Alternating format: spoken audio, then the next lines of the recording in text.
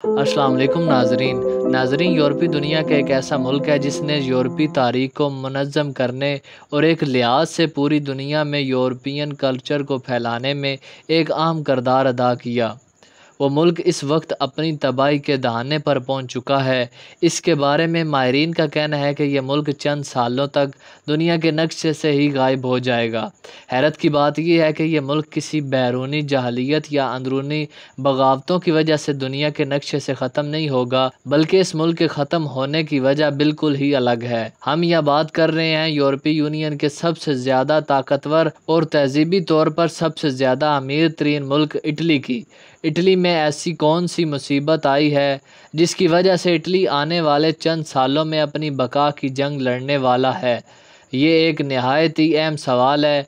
आपको ये जानकर हैरानी होगी कि इटली जैसे मुल्क में इस वक्त आबादी बेहद कम हो गई और वहाँ की एवरेज एज यानी मुआशरे में मौजूद तमाम अफराद की एवरेज उम्र इस वक्त 48 साल तक पहुँच गई है, जबकि पाकिस्तान और इंडिया में एवरेज उम्र तकरीबन 26 से 27 साल के दरमियान है। इससे ये बात ज़ाहिर होती है कि इटली में मौजूद अफराद की तादाद तेज़ी से कम हो रही है और जो मौजूदा अफराद हैं इनकी उम्र बढ़ती चली जा रही है, जबकि नौजवान तबका इसके मुकाबले में ना होने के बराबर है। इसकी बड़ी वजह क्या बनी और वो कौन सी पॉलिसीज़ हैं जो इटली जैसे ताकतवर और दुनिया पर कई साल तक हुक्मरानी करने वाले मुल्क को इस नेज़ तक ले आई? इटली वैसे भी ईसाइयों के लिए एक इंतहाई मुतबर्रक मुल्क का दर्जा रखता है, जैसा कि पूरी दुनिया के मुसलमानों के लिए सऊदी अरब एक मुतबर्रक और मरकज़ी मुल्क का दर्जा रखता है। इसकी वजह यह है कि कैथोलिक ईसाइयों का सबसे ज़्यादा मुतबर्रक और मुक़द्दस तरीन शहर रोम, जिसे वेटिकन सिटी भी कहा जाता है, वो इटली में मौजूद है। इसके बावजूद इटली इस वक्त अपनी बका की जंग लड़ रहा है और वहाँ पर मौजूद माहिरीन और तजिया निगार चीख चीख कर कह रहे हैं कि अगर इस मसले का हल अगले 10 सालों में ना निकाला गया तो हम इटली को अपने हाथों ख़त्म कर देंगे। तो आइए बढ़ते हैं वीडियो की जानब और आपको इन हक़ाइक़ से आगाह करने की कोशिश करते हैं जिनकी वजह से इटली जैसा तरक्की याफ्ता तरीन मुल्क बर्बादी के इस दहाने पर पहुँच गया है। यहाँ से वापसी नामुमकिन की हद तक मुश्किल साबित होती है। नाजरीन गिरामी, इटली की पॉलिसीज दीगर यूरोपीय ममालिक की निस्बत बेहद अजीबो गरीब और सख्त है। एक ज़माने में दुनिया भर में फूड और ज़राअत के हवाले से राज करने वाला यह मुल्क, जिसकी कई ममालिक में नौ आबादियाँ भी कायम रही हैं और इसने दुनिया के ममालिक पर कब्जा भी किया है, आज इबरत का निशान बनने वाला है। इसकी सबसे बड़ी वजह यहाँ पर बच्चों के पैदा होने की शरह में बेहद कमी है। इस वक्त सिर्फ यही मसला नहीं है, बल्कि इटली में मौजूद मर्दों की तौलीदी सलाहियत यानी बच्चा पैदा करने की सलाहियत भी तेज़ी से कम हो रही है और इसकी वजह यहाँ का लाइफस्टाइल भी है, जो इस वक्त इटली जैसे ज़री मुल्क में बड़ी हद तक कारपोरेट सेक्टर की बनी हुई दुनिया में डल चुका है। जैसा कि आप जानते हैं कि इटली एक ज़री मुल्क था और यहाँ पर किसी ज़माने में 1212 अफराद के ख़ानदान मौजूद हुआ करते थे। तो इसके पीछे भी एक बड़ी बुनियादी वजह थी, क्योंकि इटली एक ज़री मुल्क था और किसानों को खेतों में काम करने के लिए ज़्यादा अफराद की ज़रूरत होती थी। अगर किसान ये अफराद बाहर से हायर करेंगे तो इन्हें अपना मुनाफा बांटना पड़ेगा और अगर ये अफराद घर के ही होंगे तो ये तमाम मुनाफा अपने ही घर में आएगा। यही वजह है कि इस ज़माने में किसान ज़्यादा से ज़्यादा बच्चे पैदा करते थे और अपनी फैमिली को बड़ा करते थे ताकि अपने काम में आसानी पैदा कर सकें और खेतों में काम करने के लिए ज़्यादा से ज़्यादा हाथ मुयस्सर आ सकें। यही वजह है कि इस दौर में हर औरत औसतन 6 से 10 बच्चे पैदा करती थी और यही वजह है कि इटली का मुआशरा कैसर-ए-लियार मुआशरों में शुमार किया जाता था। यहाँ एक एक जोड़े के दर्जनों के हिसाब से बच्चे हुआ करते थे।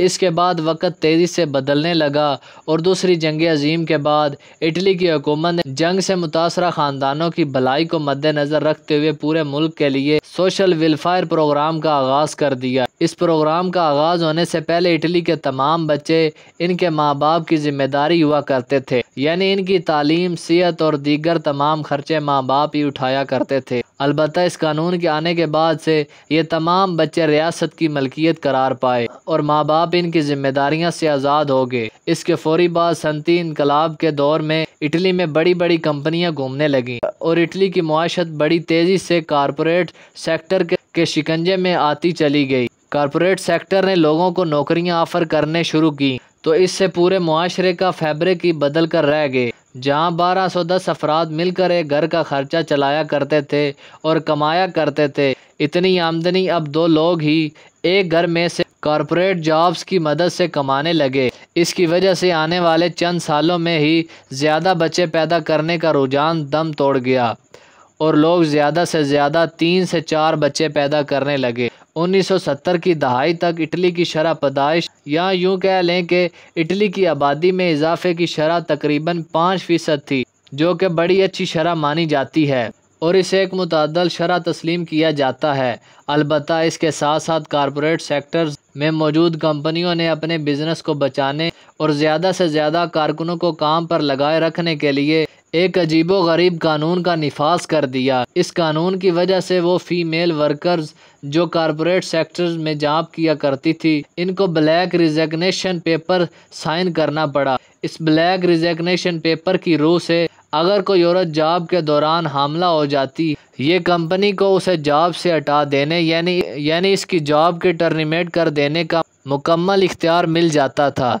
यही वजह है कि अपनी मुसलसल कमाई की ख्वाहिश के पीछे ख़वातीन आहिस्ता आहिस्ता शादी और बच्चे पैदा करने के इंतहाई अहम अमल से जान छुड़ाने लगीं और यूँ इटली की आबादी में तेज़ी से कमी वाक़या होने लगी।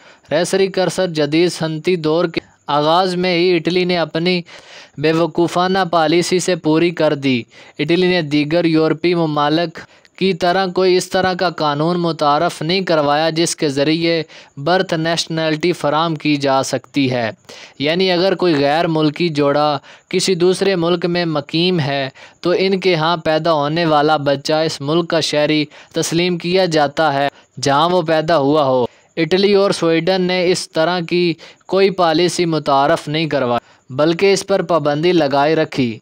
यहाँ तक कि कई लोगों ने जब इस बारे में अदालत से रजू किया तो इटली के कानून की वजह से उन्हें इस बारे में कोई कामयाबी नहीं मिल सकी। इस वक्त सूरत हाल ये हो चुकी है कि इटली में 34% से ज़ायद अफराद 64 साल की उम्र से आगे निकल चुके हैं, जो कि एक बहुत बड़ी शरह है। इसका मतलब ये है कि आने वाले चंद ही सालों में इटली को ना सिर्फ अपनी फ़ौज के लिए अफरादी क़ुव्वत में कमी देखने को मिलेगी और नए रिकॉर्ड्स भर्ती नहीं होंगे, बल्कि इसके साथ साथ इटली की दीगर तमाम मुआशत भी इस वजह से मुनद्दम होना शुरू हो जाएगी।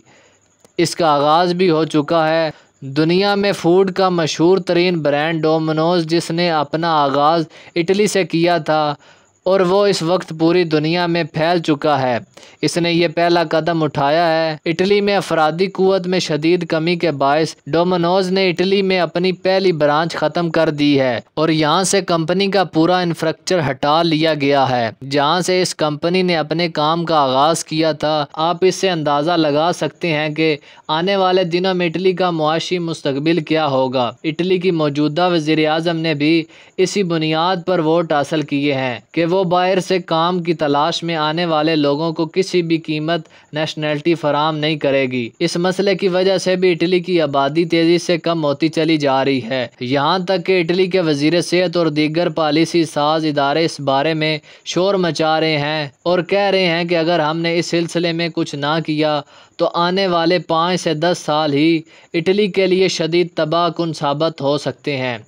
इटली एक एटमी ताकत है और मिलिट्री के लिहाज से भी दुनिया में एक अहम मौजूदगी रखता है। अलबत्ता यही सूरत यार बरकरार रही तो शायद हम इटली जैसे तरक्की याफ्ता और ताकतवर मुल्क को अपनी आंखों के सामने अपने खात्मे की जानिब बढ़ता हुआ देखेंगे और यहाँ पर मौजूद तमाम की तमाम इमारतें इंसानों के बगैर एक गैर आबाद वीराना बन कर रह जाएंगी। ताज़ा तरीन ख़बरों और तबसरों के लिए हमें ज्वाइन कीजिए। अगर आप हालात आज़रा से मुकम्मल आगाही रखना चाहते हैं तो नकवी मीडिया न्यूज़ चैनल के व्हाट्सएप चैनल पर शामिल होने के लिए ज्वाइन लिखकर इस व्हाट्सएप नंबर पर मैसेज करें 030910746662।